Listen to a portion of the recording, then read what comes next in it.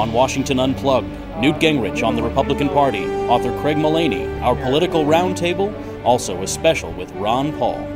Hello again, I'm Bob Schieffer, and this is Washington Unplugged. It's been a big week for the Obama administration and the president. A big speech to a joint session of Congress, and then he released the budget. But what about the other guys? Where are the Republicans these days, and where are they going to be? We talked to the former Speaker of the House, Newt Gingrich, about wither the Republican Party. Mr. Speaker, whatever happened to the Republican Party? Well, it got off track, it failed to perform, and it got fired. I mean, you know, that's the great genius of America, is that if you don't do your job, the customer gets to choose somebody else. So where does it go now? I think it's got to go back to basics. It's got to follow Reagan's advice in 1979 or 1975 and describe what's our vision of America's future, how would we solve problems. I do not think Republicans ought to be the loyal opposition. I think the Republicans ought to be the better solutions, better alternative party. When the president's right, they ought to be for him. I like, for example, what he said about winning the war on cancer, which Richard Nixon, you'll remember, first announced in 1969, and we're really close to winning it. And so I think we ought to find a way to help him when he's right and find a way to offer a better solution when he's wrong, but not worry much about being in opposition. We should talk about what it is we would do better, not what it is he's doing wrong. Where do you think the big fight is going to be over this budget? I think that what President Obama has done is outlined the boldest effort to remake America since Lyndon Johnson's Great Society in 1965. I think the biggest fight will be over taxes, and the biggest fight there will be over the energy tax, which he's proposing to raise $600 billion, which means that every person who uses electricity will pay more money. Every person who uses heating oil will pay more money. Every person who drives a car will pay more money. It is the broadest tax increase I can remember, and I think when people realize it, it will lead to an enormous explosion against the idea of this government taking that kind of money away from senior citizens and others. So I think he has courageously laid down a challenge to the whole country. He said, I want us to become a more left-wing country with a bigger government, with higher taxes. Now, do you want to go that way or not? And I think the challenge will be for those of us who don't want to go that way to articulate an alternative vision. But I think this budget sets the stage for the biggest fight over the future of America since 1965. Do you think this budget marks what could be the end of the Reagan era? Oh, I think if the country acquiesces and allows this scale of tax increase, this scale of government, and a lot of it goes back to Bush. I mean, the economic strategy is a Bush-Obama strategy. Started with the supplement, with the special stimulus of Bush-Obama absolutely. strategy? It started in 2008 with the stimulus that failed in the spring, the housing bailout that failed in the summer, the Wall Street bailout that failed in the fall. Now we've had another stimulus package that will fail. All of these efforts to transfer power to Washington in the end are doomed.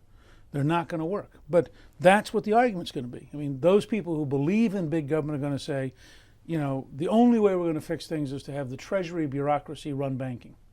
Those of us who believe that the mistakes, in fact, have been bad government and bad judgment are going to have to make the argument that there's a better future for America without putting all this power in Washington. Let me ask you one more question, and that is your reaction to the plan to draw down the troops in Iraq. It looks like you're going to have John McCain supporting the president here, and maybe Nancy Pelosi and Harry Reid dubious. Well, I think the president, there are a lot of places I'm going to disagree with President Obama. I think on national security, he is trying very hard to be responsible. And I think that the general direction, ironically, is very close to where Bush was going. I think having Secretary Bob Gates do it, having General Petraeus do it. I mean, these are all professionals. Major General John Kelly, who I know well, the Marine Major General, said the other day he is confident they have a pretty good chance of getting this done. These are serious people who have seen their friends die trying to help the people of Iraq. And they would not, I think, tolerate a plan that they thought was doomed from the start. The president, I think, is showing caution, and I suspect that his anti-war friends on the left must feel almost betrayed by the way in which he's increasing strength in Afghanistan and is being very, very deliberate in Iraq. And a little roundtable now to talk about the events of the week. And with us is Michael Fletcher, who covers the White House for the Washington Post, and Steve Shigaris, who's the political director for CBS News. Well, gentlemen, it was a big week for Barack Obama. He got a very good reception to his speech to the joint session of Congress.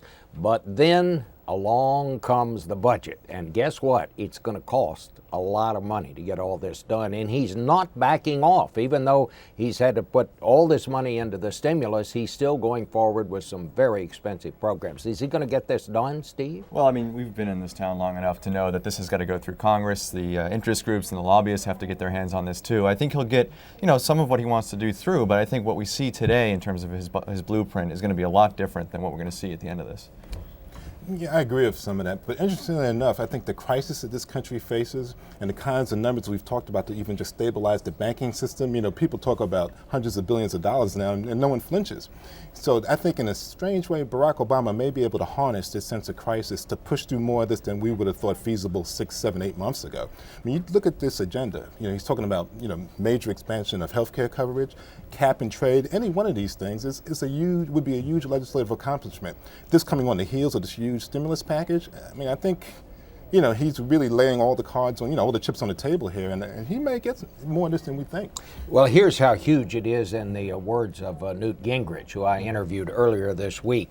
He said, "I think what the president has done is outline the boldest effort to remake America since LBJ's Great Society in 1965. He says the biggest fight will be over taxes, and the biggest fight over taxes will be over the energy taxes, which he's proposing." How tough is this going to be? Because we know he's not going to get much help from the Republicans. They haven't given him much help so far, and I think now that he's talking about raising these taxes, you're going to see even harsher language from the Republicans. I think you also think about this. There's healthcare and energy that he wants to do as two of the main parts of this. These are issues that have been around for years, that presidents and Congresses have fought over for years and have not been able to do anything about. The question remains, because of the situation this country's in now, will he be able to make progress on these two issues? I think that's what we're going to have to wait and see. And you talk about something like cap and trade, this energy sort of scheme that he has in place to try to reduce climate change. The idea is you would give permits to people who produce carbon and they would have to pay for these things, right? And if they emit over a certain amount, then they would have to buy permit space from other people in order. And the whole idea is to keep carbon emissions at a certain level in a gross way. But some people could, violate the cap. Other people would go under. But as an aggregate, there would be a certain amount of carbon emission allowed in this country. So that's a revenue-generating tool when people pay for the right to, basically to emit carbon. So this is something that most Americans don't know a lot about. This has been talked about some in Congress, but not in a very detailed way. So it's going to be very, very hard, I think, to sort of like generate the popular will, even though I think there's a growing sort of sense that climate change is a big issue. But I don't know that people are ready for cap and trade just yet. It really is, though, kind of the if most of this gets through, it will be the end of the Reagan era, because this is the first time people have talked about needing to raise taxes in a long, long time. Right, and I think what you see now, there's actually, I think, more reliance on government than we've seen in a long, long time. And I think what's happened on Wall Street, I think, is kind of soured people a bit on the private sector, and I think there's a little bit of a populist surge out there. This idea of raising taxes for people making over $250,000 a year, I think that's an easier sell now than it would have been, even 2 years ago, because of what people have seen happen. And there's less talk of kind of class warfare and more of a sense that, we need government on our side to sort of get through some of these tough issues. But this goes even beyond that, because it's talking about even reducing the deduction you can take in charitable giving. There are going to be a lot of nonprofits that are going to be against this because it's mean their revenue sources. Well, and that was a surprise to a lot of people. President Obama did not mention that when he was campaigning, and when he said he was going to roll back Bush's tax cuts, but he didn't talk about that other element. And I think you even heard Democrats yesterday saying this could be a problem in terms of charitable organizations. Where are they going to get their funding from if there's going to be this issue? No, I think that's exactly right. I think the one piece in terms of raising the marginal tax rate on people, I think people can accept that. But when you talk about limiting deductions, and that's where you get other constituencies involved, and their bottom line is affected by that. So I think you'll see a big fight in that, and he could even lose on that piece of it. Michael Fletcher, Steve Shigaris, thank you for being with us on the Roundtable. You're watching Washington Unplugged. The author is Craig Mullaney, and the book is The Unforgiving Minute. This is subtitled A Soldier's Education. Craig was a lieutenant in Afghanistan, and thank you for coming and being with us. you got a great education. You went to West Point, you went to Ranger School, then you went to Oxford, then you went to Afghanistan. But you said it all came down to the 1 minute that you had in combat, the first firefight, I guess you were in Afghanistan. Were you ready for it? I was as ready as I could be. I had the best training any officer could ask for. But it does really come down to that unforgiving minute when a soldier turns to you and says, "What do we do now, sir?" And you have to have the answer, and you hope it's the right answer. I think what I learned was sometimes you can make the right decision and still have unforgiving consequences. You're 25 years old and you're put in charge of a group of people younger than you are, and literally their lives have been placed in your hands. Is that daunting for a young person? It is, and as a cadet, General Colin Powell came to West Point. He told us, "You are responsible for America's sons and daughters." And I think, in a way, he understated the true responsibility, because you realize that they're not just sons and daughters, they're husbands, they're fathers, that's someone's brother. When did that sort of sink in on you, that these are not statistics, these are not soldiers, these are people who have wives, who have parents, who have children? I think it hit me hardest after the fight, the title fight of the book on Lozano Ridge, and Private First Class Evan O'Neill, 19-year-old from Haverhill, Massachusetts, was killed in that opening ambush.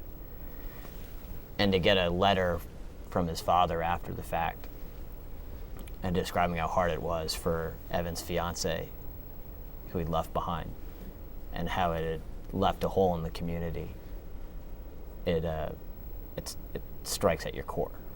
What would be the ideal soldier to send to Afghanistan? We're getting ready to send 15,000 more there. What do these young people need to know? What can we do to get them prepared and have them absolutely at their best when they get there?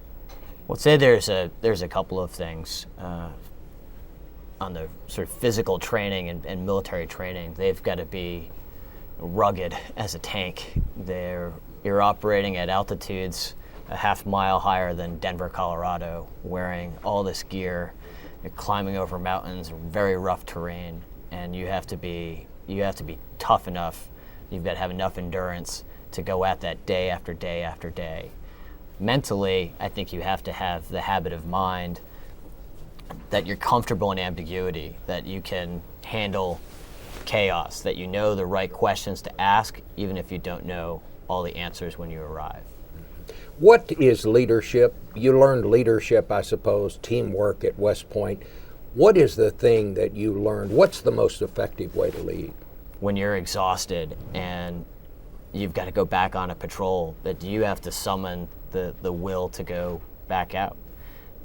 To go after we lost Private O'Neill, to go back out on patrol 2 days later over the same ground, and to look my fear in the eye, very real fear, and say, it doesn't matter whether I'm afraid. It's about my men. I have to be strong for them. Well, it's a great read, I will say that, and that's the first requirement of a good book, is something that brings you into it. And I think your book certainly does that. But there's some lessons, not just about what you learned, but I think there's some lessons for all of us in this book. So thank you for writing this book, Craig, and best of luck to you. That's it for us. We'll see you next week on Washington Unplugged, and I hope you will see us Sunday morning on television when our guest on Face the Nation will be White House Chief of Staff Rahm Emanuel. Thanks.